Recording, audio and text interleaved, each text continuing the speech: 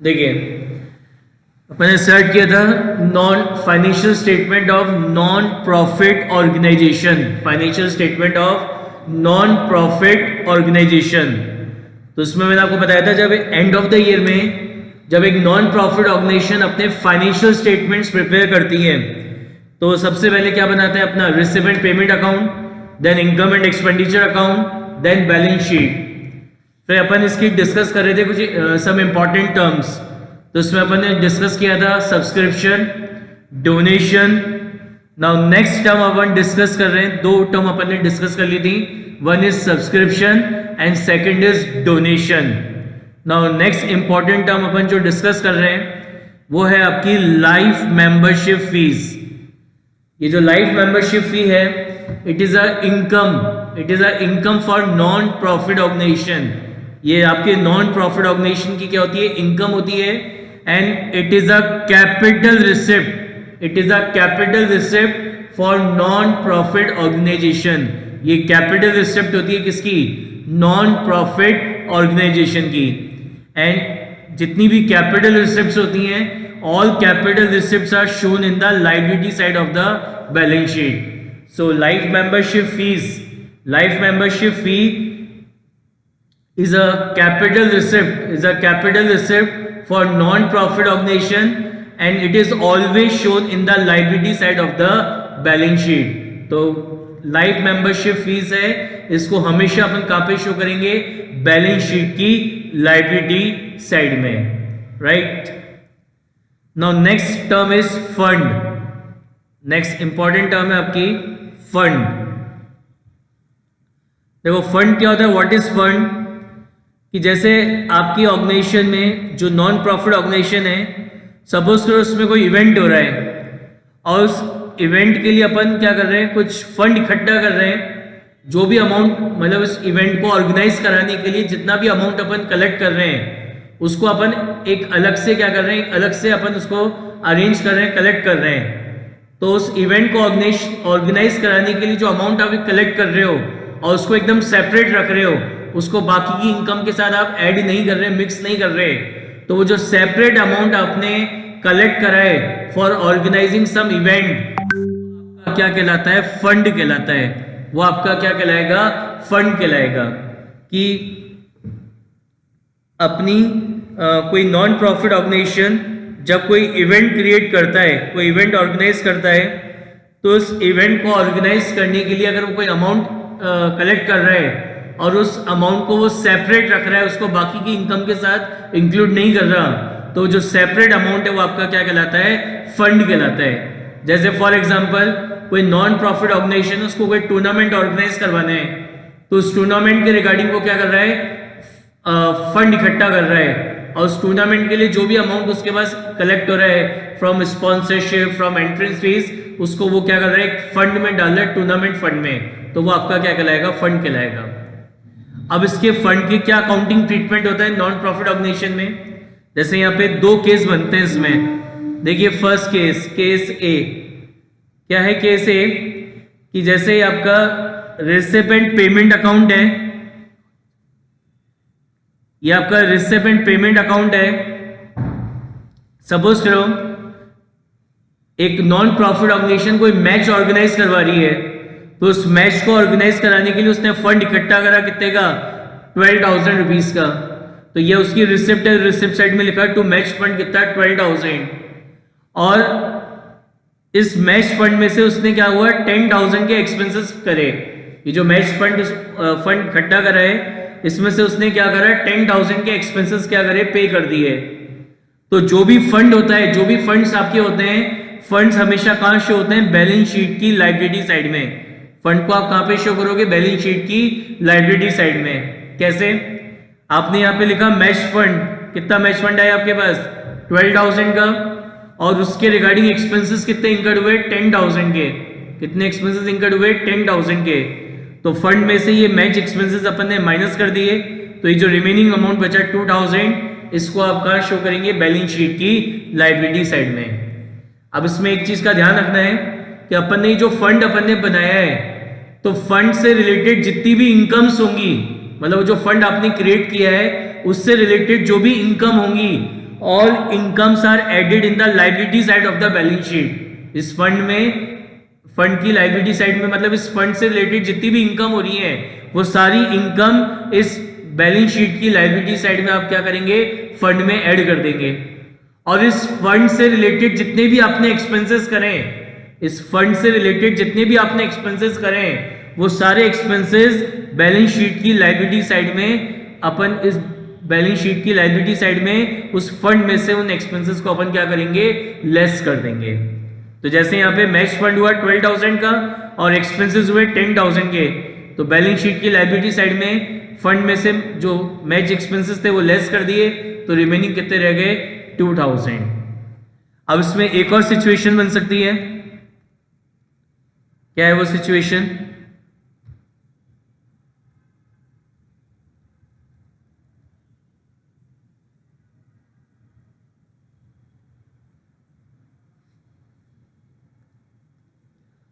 वो सिचुएशन है आपकी केस बी कि जैसे एक नॉन प्रॉफिट ऑर्गेनाइजेशन कोई स्पोर्ट्स टूर्नामेंट ऑर्गेनाइज करवा रही है, तो उसके लिए स्पोर्ट्स फंड अरेंज करा कितना, 12,000। इसके लिए स्पोर्ट्स फंड अरेंज करा कितना, 12,000 का स्पोर्ट्स फंड क्या करा, अरेंज करा। लेकिन इस स्पोर्ट्स को कराने में जो एक्सपेंसेस इंकर्ड हुए वो कितने के हो गए, 15,000 के हो गए। वो कितने के हो गए आपके, 15,000 के एक्सपेंसेस क्या हो गए, इंकर्ड हो गए। तो बात आती है, अपन ने फंड तो इकट्ठा करा था कितने का, 12 का, और एक्सपेंसेस हो गए कितने के, 15 के। तो आउट ऑफ दिस 15,000 12,000 के जो एक्सपेंसेस हैं वो तो चार्ज होंगे काय में से, स्पोर्ट्स फंड में से। काय में से, स्पोर्ट्स फंड में से, जो ये आपका 12,000 का स्पोर्ट्स फंड है। और जो रिमेनिंग 3,000 के एक्सपेंसेस रह गए, जो आपके रिमेनिंग 3,000 के एक्सपेंसेस रह गए, वो अपन क्या करेंगे, जो एक नॉन प्रॉफिट ऑर्गेनाइजेशन की जो अदर इनकम है, जो अदर इनकम्स हैं, उसमें से ये 3,000 का एक्सपेंस अपन क्या करेंगे, पे करेंगे। समझ में आई सेकंड सिचुएशन कि अपन ने एक स्पोर्ट्स फंड बनाया कितने का, 12,000, लेकिन उस स्पोर्ट्स में एक्सपेंसेस कितने हो गए, 15,000 के एक्सपेंसेस हो गए। तो आउट ऑफ 12,000 तो इस फंड में से पे हो जाएंगे, और जो रिमेनिंग 3,000 बचे वो अपन क्या करेंगे, जो नॉन प्रॉफिट ऑर्गेनाइजेशन की जो अदर इनकम्स हैं उसमें से उसको क्या करेंगे, पे करेंगे। तो सबसे पहले ये जो स्पोर्ट्स फंड है इसको आपने कहा लिखा, बैलेंस शीट की लायबिलिटी साइड में लिखा। अब एक्सपेंसेस कितने हुए, 15, तो 15 में से 12,000 के एक्सपेंसेस तो इस फंड में से चार्ज हो गए, तो यहां पे तो हो गया ये नील। और जो रिमेनिंग बचा 3,000 वो अब नॉन प्रॉफिट ऑर्गेनाइजेशन की अदर इनकम से चार्ज होगा, तो उसको अपन कहां शो करेंगे, इनकम एंड एक्सपेंडिचर की एक्सपेंडिचर साइड में। टू स्पोर्ट एक्सपेंसेस कितने, 3,000। तो जो फंड है उसको तो हमेशा कहां दिखाते हैं, बैलेंस शीट की लायबिलिटी साइड में। तो यहां लिख दिया स्पोर्ट्स फंड 12,000। अब एक्सपेंस कितना हुआ, 15, तो 15 में से 12,000 का एक्सपेंस तो यहां से चार्ज हो गया, बाकी बचा रिमेनिंग 3,000, तो उसको अपन क्या करेंगे, इनकम एंड एक्सपेंडिचर की इनकम में से क्या करेंगे, चार्ज कर लेंगे। तो जो रिमेनिंग 3,000 का एक्सपेंस है उसको क्या दिखाएंगे, इनकम एंड एक्सपेंडिचर की एक्सपेंडिचर साइड में, राइट। तो ये ट्रीटमेंट होता है किसका, फंड का, किसमें, नॉन प्रॉफिट ऑर्गेनाइजेशन में। Now second term is consumable goods. What is consumable goods?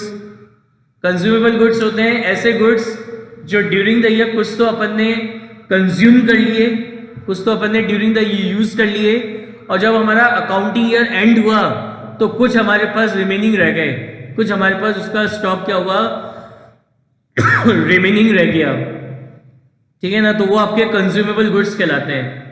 तो बात आती है इस कंज्यूमेबल गुड्स का क्या अकाउंटिंग ट्रीटमेंट होगा। तो जो कंज्यूमेबल गुड्स आपने ड्यूरिंग द ईयर कंज्यूम कर लिए, जो कंज्यूमेबल गुड्स आपने ड्यूरिंग द ईयर कंज्यूम कर लिए, उसको तो आप कहां शो करेंगे, इनकम एंड एक्सपेंडिचर की एक्सपेंडिचर साइड में। और जो कंज्यूमेबल गुड्स आपके एंड ऑफ द ईयर में रिमेनिंग रह गए, जो कंज्यूमेबल गुड्स आपके एंड ऑफ द ईयर में रिमेनिंग रह गए, उसको अपन कहां शो करेंगे, अपनी जो बैलेंस शीट है, बैलेंस शीट की असेट साइड में अपन उसको क्या करेंगे, शो करेंगे। जैसे एग्जांपल मैं आपको बताता हूं कि जब आपका अकाउंटिंग स्टार्ट हुआ था तो आपके पास 10 पेन थे, फिर ड्यूरिंग द ईयर अपन ने 20 पेन और परचेज कर लिए, और फिर जब आपका अकाउंटिंग ईयर एंड हुआ तो आपके पास 5 पेन रिमेनिंग रह गए, 5 पेन रिमेनिंग रह गए। तो 10 तो स्टार्टिंग में थे, 20 और परचेस कर लिए, कितने हो गए 30। 30 में से 5 आपके पास रिमेनिंग रह गए एंड ऑफ द ईयर में, यानी ड्यूरिंग द ईयर आपने 25 पेन क्या करे, कंज्यूम कर लिए। तो ये जो 25 पेन की जो भी कॉस्ट है, सपोज करो 10 रुपीज का एक पेन है, यानी ये जो 250 रुपीज है, ये 250 रुपीज आप इनकम एंड एक्सपेंडिचर की एक्सपेंडिचर साइड में डेबिट करेंगे। और ये जो 5 पेन रह गए आपके 5 इंटू 10 के हिसाब से, ये जो आपका 50 रुपीज का ये जो बच गए पेन, इसको आप कहाँ शो करेंगे, अपनी बैलेंस शीट की असेट साइड में, बैलेंस शीट की असेट साइड में आप इसको क्या करेंगे, शो करेंगे। तो ये कंज्यूमेबल गुड्स का कितना अमाउंट अपन को इनकम एंड एक्सपेंडिचर अकाउंट में शो करना है, ये आप कैसे निकालेंगे। सबसे पहले आप लिखेंगे ओपनिंग स्टॉक, फिर ऐड करेंगे परचेज, ये आपको गिवन होगी रिसिप्ट एंड पेमेंट अकाउंट की पेमेंट साइड में, और उसमें से लेस कर देंगे क्लोजिंग स्टॉक। तो ये ऐड लेस करने से जो ये अमाउंट आपका निकल के आएगा, it will be debited in the income and expenditure account. अब बात आती है क्वेश्चन में अपन कैसे आइडेंटिफाई करेंगे कि it is a consumable goods. तो अगर किसी भी गुड्स का अगर आपको ओपनिंग स्टॉक गिवन है या क्लोजिंग स्टॉक गिवन है, या ओपनिंग और क्लोजिंग दोनों स्टॉक आपको गिवन है, तो इट मींस ये आपका कौन सा गुड्स है, कंज्यूमेबल गुड्स है। तो उसका अपन निकालेंगे ड्यूरिंग द ईयर जो कंज्यूम करा, वो कैसे निकालेंगे, जो भी आपका ओपनिंग स्टॉक है उसमें अपन ऐड करेंगे परचेज और लेस करेंगे क्लोजिंग स्टॉक।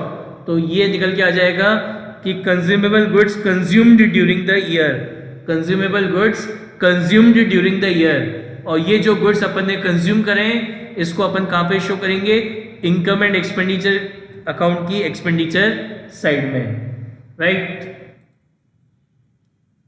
तो ये ट्रीटमेंट होता है किसका, कंज्यूमेबल गुड्स का। फिर आपका एंडोर्समेंट फंड, ये जो एंडोर्समेंट फंड है, it is also a capital receipt, ये भी एक नॉन प्रॉफिट ऑर्गेनाइजेशन की कैपिटल रिसिप्ट होती है। एंड अभी आपको बताया जितनी भी कैपिटल रिसिप्ट्स हैं, all capital receipts are shown in the liability side of the balance sheet. तो ये एंडोर्समेंट फंड, ये भी आपकी कैपिटल रिसिप्ट है, so it will be shown in the liability side of the balance sheet. ऐसे एक होती है लीगेसी, तो ये भी आपकी क्या है, कैपिटल रिसिप्ट है, so it will also shown on the liability side of the balance sheet. तो ये जो एंडोर्समेंट फंड है, ये जो लीगेसी है, इसको भी अपन कहाँ शो करते हैं, बैलेंस शीट की लायबिलिटी साइड में, right.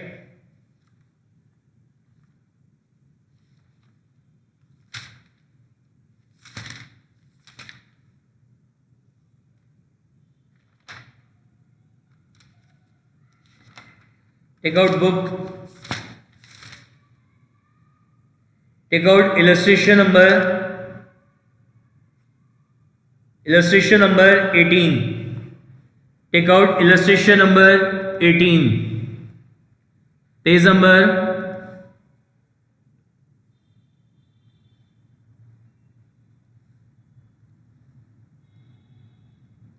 illustration number 18.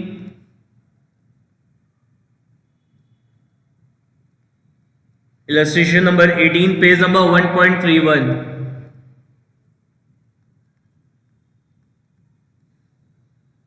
Illustration number 18 कह रहा है from the following receipt and payment account and additional information of Modern Health Club, prepare income and expenditure account for the year ended 31st March 2019 and balance sheet as on that date। तब आपको क्या कह रहा है कि एक तो आपको इसका इनकम एंड एक्सपेंडिचर अकाउंट बनाना है एंड ऑफ द ईयर में, और आपको एंड ऑफ द ईयर में इसकी क्या बनानी है, क्लोजिंग बैलेंस शीट बनानी है। लेकिन क्लोजिंग बैलेंस शीट बनाने के लिए आपको क्या चाहिए होगा, इसका ओपनिंग कैपिटल फंड चाहिए होगा। बट ये ओपनिंग कैपिटल फंड इस क्वेश्चन में गिवन नहीं है। तो उस ओपनिंग कैपिटल फंड को कैलकुलेट करने के लिए अपन सबसे पहले इसकी अब क्या बनाएंगे, ओपनिंग बैलेंस शीट बनाएंगे। क्या बनाएंगे, ओपनिंग बैलेंस शीट बनाएंगे। और फिर उस ओपनिंग बैलेंस शीट को बना के वहां से अपन क्या निकालेंगे, ओपनिंग कैपिटल फंड निकालेंगे। और फिर अपन इसका क्या बनाएंगे, income and expenditure account and closing balance sheet. तो सबसे पहले अब इसका क्या बनाएंगे अपन, ओपनिंग बैलेंस शीट बनाएंगे to find out the opening capital fund, to find out the opening capital fund. Question में आपको रिसिपेंट पेमेंट अकाउंट गिवन है। अब आपको इस रिसिपेंट पेमेंट अकाउंट की हेल्प से एक तो इनकम एंड एक्सपेंडिचर अकाउंट बनाना है और साथ में बैलेंस शीट बनानी है एंड ऑफ द ईयर की। तो उस क्लोजिंग बैलेंस शीट को प्रिपेयर करने के लिए आपके पास ओपनिंग कैपिटल फंड होना जरूरी है, बट वो क्वेश्चन में ओपनिंग कैपिटल फंड गिवन नहीं है। तो उस ओपनिंग कैपिटल फंड को कैलकुलेट करने के लिए अपन क्या बनाएंगे, ओपनिंग बैलेंस शीट बनाएंगे, राइट। देखिए सबसे पहले अपन इसकी बनाते हैं opening balance sheet to find out the opening capital fund, to find out the opening capital fund.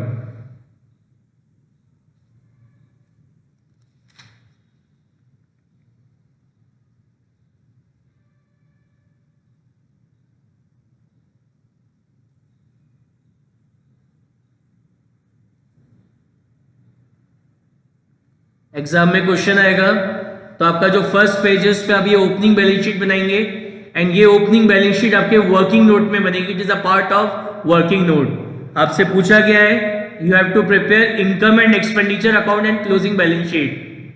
कई बार एग्जाम में क्या होता है, केवल आपसे कहता है prepare income and expenditure account, तो उस कंडीशन में आपको ओपनिंग और क्लोजिंग बैलेंस शीट बनाने की रिक्वायरमेंट नहीं है। ये ओपनिंग बैलेंस शीट तभी बनेगी जब क्वेश्चन में आपसे क्लोजिंग बैलेंस शीट बनाने को कहेगा, क्योंकि वो जो क्लोजिंग बैलेंस शीट अपन बनाते हैं उसको बनाने के लिए अपन को ओपनिंग कैपिटल फंड चाहिए होता है, और वो ओपनिंग कैपिटल फंड बनाने के लिए, उस ओपनिंग कैपिटल फंड को कैलकुलेट करने के लिए अपन ये ओपनिंग बैलेंस शीट बनाते हैं।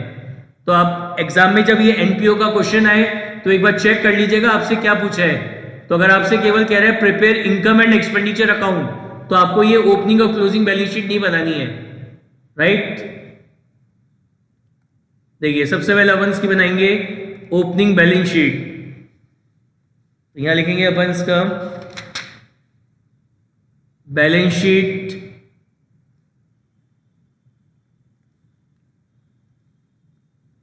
एज ऑन, ये आपको receipt as on 1 April 2018, 1 April 2018,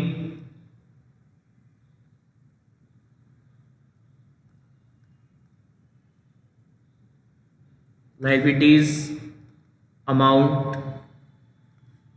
assets amount। देखो रिसिप्ट साइड से स्टार्ट करते हैं। रिसिप्ट साइड में ले रखा है आपको टू बैलेंस ब्रॉट डाउन। तो ये जो रिसिप्ट साइड में आपको टू बैलेंस ब्रॉट डाउन दे रखा है, it is your opening cash balance. Receipt side में जो आपकी रिसिप्ट साइड में जो ओपनिंग कैश बैलेंस ये दे रखा है ना, टू बैलेंस ब्रॉट डाउन, तो ये आपका होता है ओपनिंग कैश बैलेंस। ये आपका क्या होगा, ओपनिंग कैश बैलेंस। तो ये जो आपका ओपनिंग कैश बैलेंस है इसको अपन बैलेंस शीट के असेट साइड में लिखेंगे cash in hand, cash in hand 17,000, cash in hand 17,000। उसके बाद सब्सक्रिप्शन ये है, डोनेशन है, फर्नीचर दे रखा है।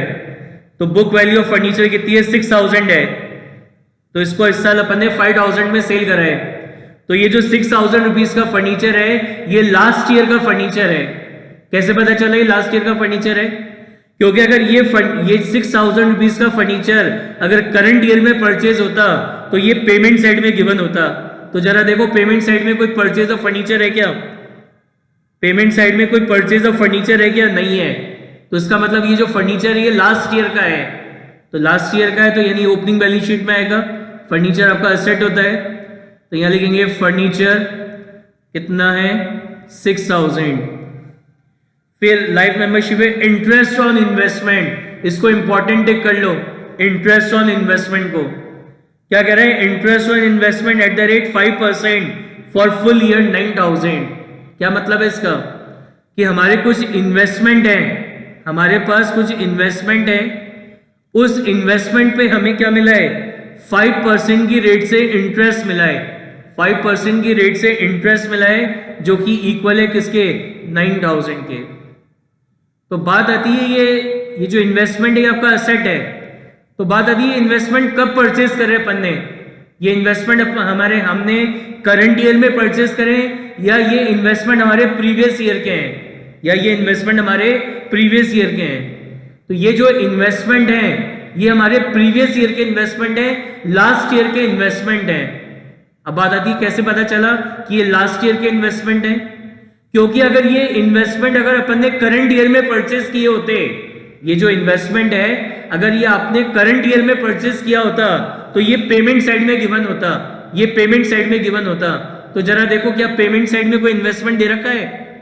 पेमेंट साइड में कोई इन्वेस्टमेंट आपको गिवन नहीं है, कोई इन्वेस्टमेंट की परचेज आपको गिवन नहीं है। यानी ये जो इन्वेस्टमेंट है ये लास्ट ईयर का इन्वेस्टमेंट है जिसपे अपन को इस साल 5% की रेट से इंटरेस्ट मिला है। अब इन्वेस्टमेंट आपका असेट होता है और ये इन्वेस्टमेंट अपन ने लास्ट ईयर खरीदा था, यानी ये ओपनिंग बैलेंस शीट में आएगा। तो कैसे निकालेंगे इन्वेस्टमेंट की वैल्यू? अपन ने माना ये जो इन्वेस्टमेंट है इसकी वैल्यू x है, ये जो इन्वेस्टमेंट है इसकी वैल्यू x है। इस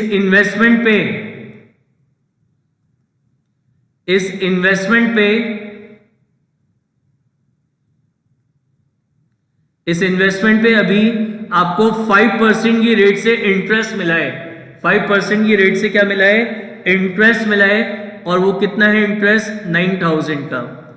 यानी आपकी जो इंटरेस्ट है जो इन्वेस्टमेंट है उसकी क्या वैल्यू हो जाएगी? 9000 into 100 divided by 5, 9000 into 100 divided by 5।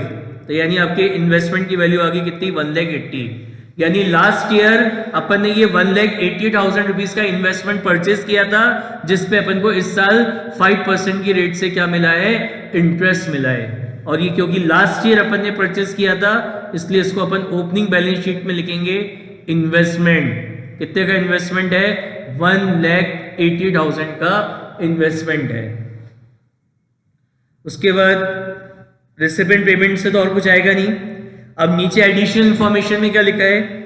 Subscription receive in advance in beginning of the year. Subscription receive in advance है कितने का? 4,000 रुपीज का। So subscription receive in advance, subscription receive in advance is a liability. Subscription हमारी income होती है और income जो हमें एडवांस में रिसीव हो जाती है वो हमारी लायबिलिटी होती है, इसलिए इसको लायबिलिटी साइड में लिखा है सब्सक्रिप्शन रिसीव इन एडवांस। कितना? 4,000। फिर आउटस्टैंडिंग सब्सक्रिप्शन है बिगिनिंग ऑफ द ईयर में। तो आउटस्टैंडिंग सब्सक्रिप्शन हमारी क्या है? इनकम है। सब्सक्रिप्शन इज आवर इनकम है, और जो इनकम आउटस्टैंडिंग होती है वो हमारी असेट होती है। तो बैलेंस शीट की असेट साइड में लिखेंगे आउटस्टैंडिंग सब्सक्रिप्शन कितना? 3,000। Books, beginning of the year में बुक्स थी हमारे पास कितने की? बुक्स भी हमारी असेट होती हैं। तो बिगनिंग ऑफ द ईयर में बुक्स थी हमारे पास कितने की? 12,500 की। अब इसके सिवा और कोई ऐसा असेट और लायबिलिटी नहीं है जो हमारी ओपनिंग बैलेंस शीट में आए। तो अब आपका जो बैलेंसिंग फिगर है वो आ जाएगा आपका कैपिटल फंड। बैलेंसिंग फिगर क्या आ जाएगा आपका? कैपिटल फंड आ जाएगा 2,14,500। 2,14,500 ये बैलेंसिंग फिगर निकल के आया है आपका कैपिटल फंड। अब आपसे क्वेश्चन में क्या कह रहा था कि इनकम एंड एक्सपेंडिचर अकाउंट बनाना है और क्लोजिंग बैलेंस शीट बनानी है। तो अब अपन क्या बनाएंगे इसका? इनकम एंड एक्सपेंडिचर अकाउंट और क्लोजिंग बैलेंस शीट।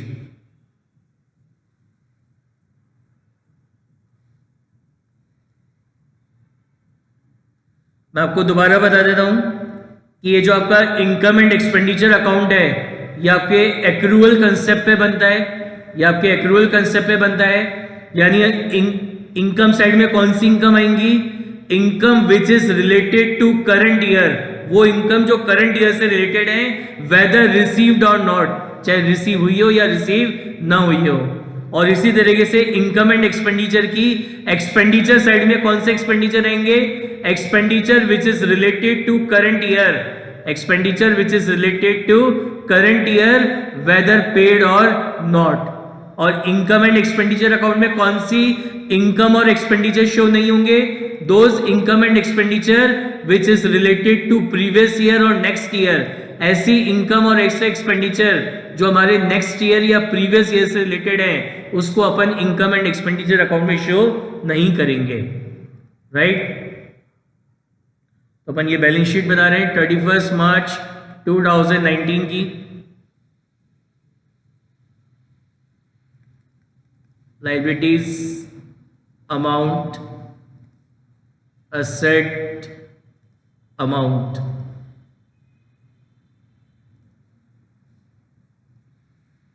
और ये है आपका income and expenditure account.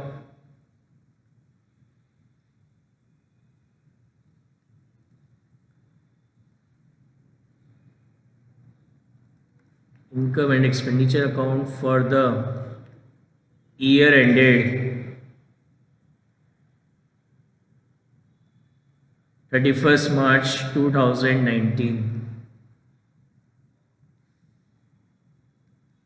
Expenditure, amount, income, amount. देखो सबसे पहले रिसिप्ट साइड से अपन स्टार्ट करते हैं।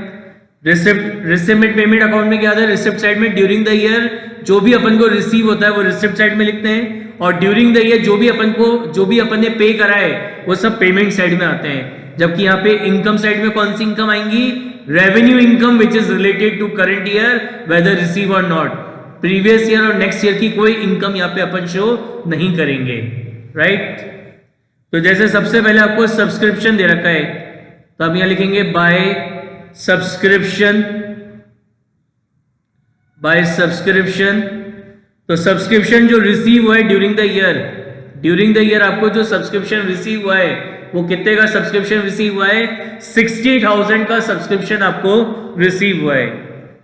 अब देखो नीचे एडिशन इंफॉर्मेशन, पिछले साल हमें 4,000 का सब्सक्रिप्शन एडवांस में रिसीव हो गया था। Subscription receive in advance in previous year is 4,000, यानी जो 4,000 है ये 4,000 रुपीज का सब्सक्रिप्शन हमारे करंट ईयर का सब्सक्रिप्शन है जो हमें प्रीवियस ईयर में रिसीव हो गया था।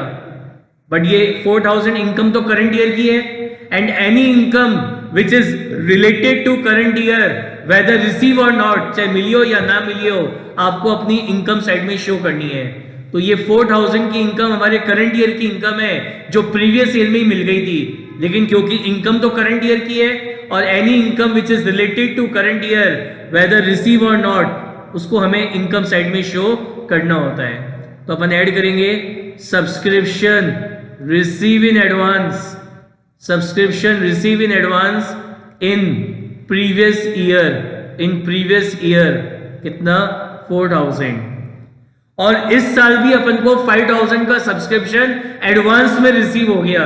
नीचे एडिशन इंफॉर्मेशन में गिवन है कि करंट ईयर में भी 5,000 का सब्सक्रिप्शन एडवांस में आ गया, यानी ये 5,000 का जो सब्सक्रिप्शन हमें एडवांस में रिसीव हुआ है वो 60,000 में इंक्लूडेड होगा। तो ये 60,000 में नेक्स्ट ईयर का 5,000 रुपीज का सब्सक्रिप्शन इंक्लूड है, बट यहाँ पे इनकम साइड में प्रीवियस ईयर और नेक्स्ट ईयर की कोई इनकम हमें शो नहीं करनी है। तो यहां से इसको लेस कर देंगे, subscription receive in advance in current year में जो सब्सक्रिप्शन आपको एडवांस में रिसीव हो गया था उसको यहां से लेस कर देंगे, क्योंकि अगले साल की कोई इनकम, नेक्स्ट ईयर की कोई इनकम आपको इनकम साइड में शो नहीं करनी होती। और ये जो सब्सक्रिप्शन आपको एडवांस में रिसीव हो गया ये आपकी लायबिलिटी है, तो बैलेंस शीट की लायबिलिटी साइड में लिखेंगे सब्सक्रिप्शन रिसीव इन एडवांस कितना 5,000, सब्सक्रिप्शन रिसीव इन एडवांस 5,000। इसी तरीके से आउटस्टैंडिंग सब्सक्रिप्शन दे रखा है, प्रीवियस ईयर में 3,000 रुपीज का सब्सक्रिप्शन आउटस्टैंडिंग था। प्रीवियस ईयर में 3,000 रुपीज का सब्सक्रिप्शन क्या था, आउटस्टैंडिंग था। मैं यहाँ पे एक अजम्पशन ले रहा हूं, मैं अज्यूम कर रहा हूं कि जो प्रीवियस ईयर में 3,000 रुपीज का सब्सक्रिप्शन आउटस्टैंडिंग था ये मेरे को करंट ईयर में क्या हुआ, रिसीव हो गया। ये मुझे करंट ईयर में क्या हुआ, रिसीव हो गया। बट ये जो 3,000 का सब्सक्रिप्शन मेरे को करंट ईयर में रिसीव हो गया पिछले साल का आउटस्टैंडिंग, ये पिछले साल का आउटस्टैंडिंग था, लास्ट ईयर का आउटस्टैंडिंग था। मैं अज्यूम कर रहा हूं ये मेरे को करंट ईयर में रिसीव हो गया, और करंट ईयर में अगर रिसीव हो गया है इट मींस ये 60,000 में इंक्लूडेड है। बट ये 3,000 की जो इनकम है ये तो हमारे प्रीवियस ईयर की इनकम है, ये हमारे लास्ट ईयर की इनकम है, और लास्ट ईयर की इनकम को इधर इनकम साइड में शो नहीं करना। तो इसलिए इसको मैं क्या करूंगा, यहां से लेस कर दूंगा outstanding subscription of previous year, outstanding subscription of previous year कितना 3,000। और एंड ऑफ द ईयर में भी, करंट ईयर में भी एंड ऑफ द ईयर में 4,000 रुपीज का सब्सक्रिप्शन आउटस्टैंडिंग था। तो ये जो 4,000 है it is current year subscription, ये करंट ईयर का सब्सक्रिप्शन है जो करंट ईयर में हमें रिसीव नहीं हुआ। बट ये इनकम तो करंट ईयर की है, and any income which is related to current year whether receive or not, चाहे मिली हो या ना मिली हो, आपको उसे अपनी इनकम साइड में शो करना होता है। तो अपन यहां पे ऐड कर देंगे outstanding subscription of current year. तो outstanding subscription of current year कितना है 4,000, और इसको अपन कहां शो करेंगे, बैलेंस शीट की एसेट साइड में।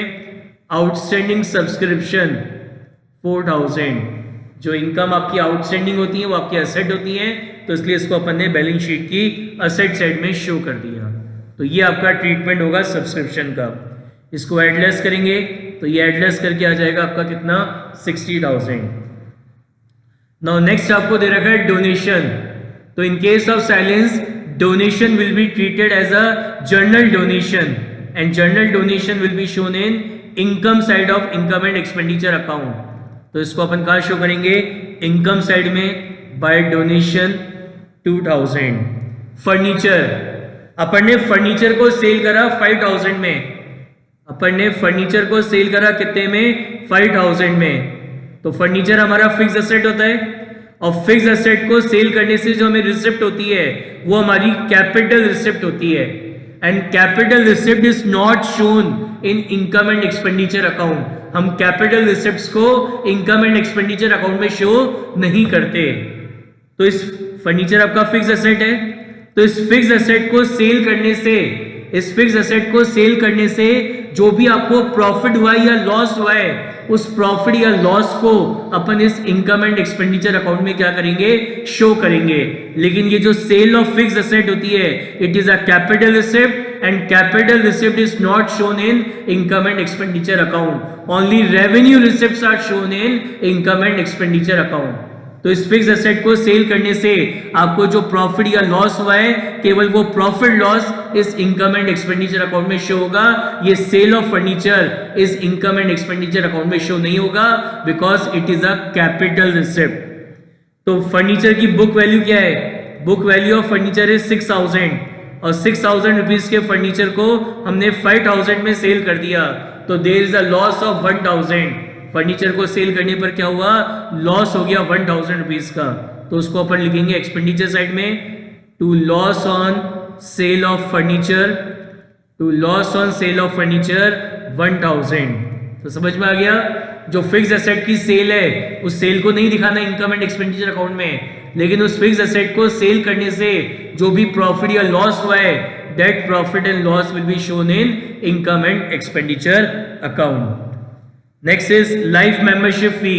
अभी मैंने आपको बताया था life membership fee is a capital receipt, life membership fee is a capital receipt, so it will be shown in the liability side of the balance sheet. Life membership fees हमेशा balance sheet की liability side में show होगी। Next is interest on investment. Interest on investment is a revenue receipt, तो इसको अपन कहां show करेंगे, income side में। तो बाय इंटरेस्ट ऑन इन्वेस्टमेंट कितना है 9,000। नाउ पेमेंट साइड पे आ जाइए, सैलरी। सैलरी के रिगार्डिंग कोई एडजस्टमेंट नहीं है, कोई एडजस्टमेंट नहीं है, तो मैं मानेंगे केवल करंट ईयर की सैलरी है। तो करंट ईयर के सारे एक्सपेंसेस यहाँ पे शो करने, करंट ईयर के सारे रेवेन्यू एक्सपेंस अपन को यहाँ शो करने हैं। रेंट, इससे रिलेटेड भी कोई एडजस्टमेंट नहीं है, तो ये भी एज इट इज यहाँ पे आ जाएगा टू रेंट 18,300। रिपेयर, इससे रिलेटेड भी कोई एक्सपेंसेस नहीं है, तो यहाँ लिख देंगे टू रिपेयर 4,700। नाउ बुक, अब बिगनिंग ऑफ द ईयर में बुक कितनी थी? जब हमारा काउंटिंग ईयर स्टार्ट हुआ 1 अप्रैल 2018, जब हमारा काउंटिंग ईयर स्टार्ट हुआ 1 अप्रैल 2018, तो हमारे पास कितने की बुक्स थी? नीचे एडिशन इंफॉर्मेशन में दे रखा है 12,500 की बुक्स थी। फिर अपन ने ड्यूरिंग द ईयर अपन ने और परचेज कर ली बुक्स हमारी फिक्स एसेट्स होती हैं, तो अपन ने ड्यूरिंग द ईयर 16,000 की बुक्स और परचेज कर ली, तो यानी कितनी हो गई बुक आपके पास? 5, 6 + 2 8, यानी 28,500 की बुक्स आपके पास हो गई टोटल। लेकिन एडिशन इंफॉर्मेशन में क्या कह रहा है कि 31 मार्च 2019 को 31 मार्च 2019 को आपके पास कितनी बुक्स हैं? आपके पास 26,500 की बुक्स हैं। आपके पास 26,500 की बुक्स हैं।